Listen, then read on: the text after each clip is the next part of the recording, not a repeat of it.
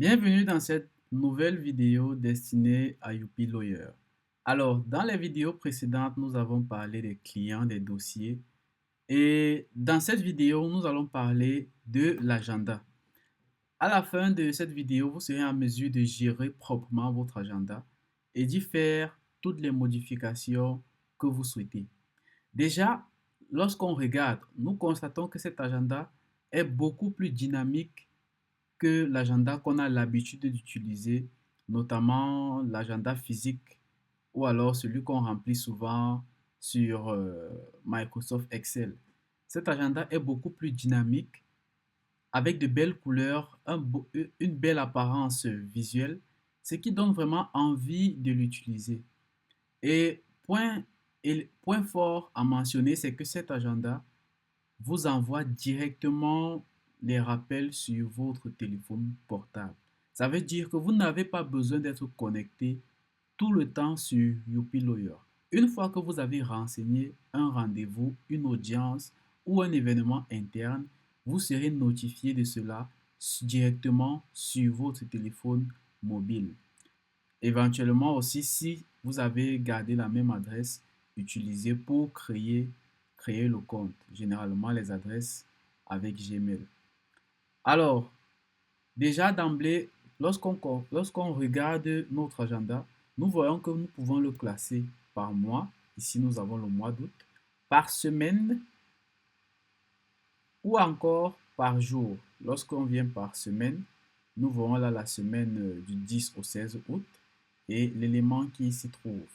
Ou nous pouvons avoir par jour, ça c'est la journée du lundi, il n'y a quasiment rien pour l'instant. Ou par liste, ici c'est la liste de toutes les rendez-vous qui sont enregistrés. Mais revenons sur le classement par mois parce qu'il est un peu plus global et ça donne un aperçu directement de toutes les activités qui y seront. Lorsqu'on descend un peu plus après ceci, déjà on voit que c'est ici qu'on peut créer un nouvel événement. Ça, c'est la première façon. La deuxième, c'est de cliquer sur l'une des cases en cours, c'est-à-dire les cases qui sont encore éclairées parce que ce sont des cases qui ne sont pas encore passées. Lorsque les cases sont déjà grisées comme ça, ce sont des cases qui sont déjà derrière nous et on ne peut pas créer un événement dans le passé. Donc ici, soit on crée un événement en cliquant sur Nouvel événement, soit on crée un événement en cliquant directement sur la case concernée. Alors, on continue avec l'écran. Nous voyons là que l'agenda, ici ce sont des filtres, bien sûr. Et voici ce qui nous intéresse.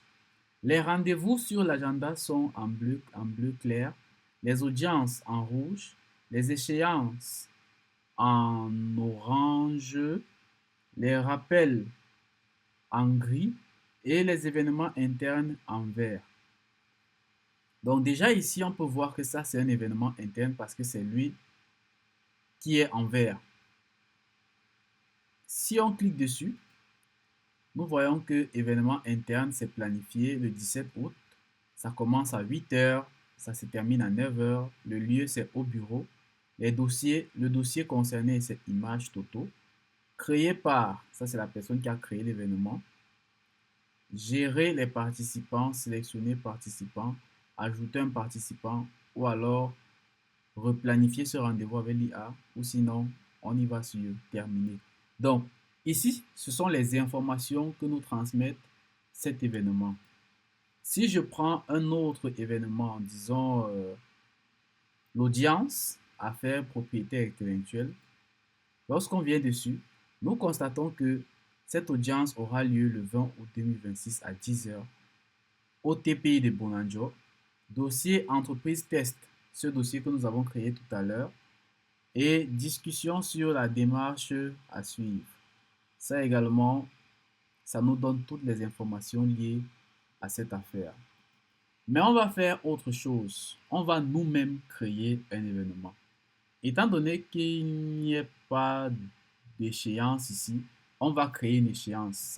Ça nous aide directement parce que ça va aussi nous permettre de voir comment créer les échéances. Alors, pour une échéance, c'est un peu plus différent. On vient ici sur échéance, sur la page échéance au niveau des menus. Et lorsqu'on est dans échéance, on sélectionne la procédure.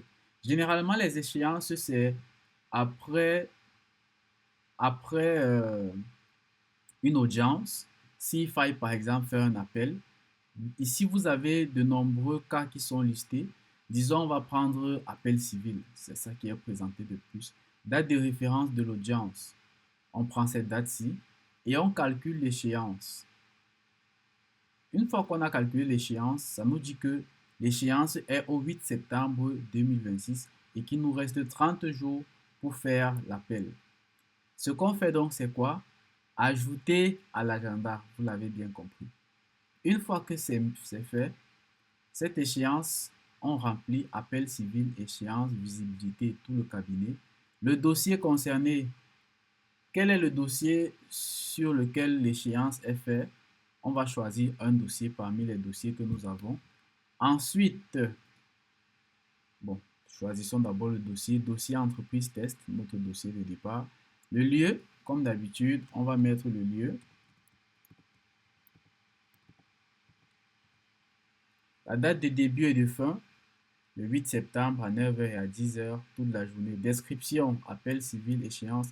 Ces informations-ci ont été directement remplies de façon automatique. Tout ce que vous avez à faire, c'est créer. Youpi Lawyer vous rend les choses tellement plus simples. Tellement plus simples. Et étant donné que l'échéance est directement rattachée au dossier, vous n'aurez plus besoin de réfléchir ou encore d'aller chercher une pièce ou quoi que ce soit. Tout est déjà mis sur le même ensemble, tout est déjà mis au même endroit et tout ce qui est lié apparaît directement. Alors, allons voir maintenant sur l'agenda notre nouvelle échéance. Je pense que la date c'était le 8 septembre. Donc, on va aller, nous sommes en août, on va aller sur suivant. Et nous voyons ici le 8 septembre, notre échéance qui a été créée. Et vous voyez bien que ça correspond avec la couleur-ci. Alors, une fois que vous avez fait ça, vous avez quasiment tout fait sur l'agenda. Maintenant, on va ajouter un nouvel événement. Ici, on va juste modifier. Alors, on va prendre ceci et on va mettre modifier. Bon, je pense même qu'on a déjà tout fait. Vous avez déjà compris comment ça se passe. Pas besoin d'insister là-dessus. Donc, maintenant que vous savez déjà comment gérer votre agenda, tout ce qui nous reste à faire ici, c'est la facturation parce qu'on n'en a pas encore parlé. Et on va profiter de la facturation pour éventuellement parler de ce petit outil que vous voyez depuis le début, mais que vous faites semblant d'ignorer parce que lui aussi, il entre en jeu dans la facturation. Et ceci, ce sera éventuellement pour la prochaine vidéo.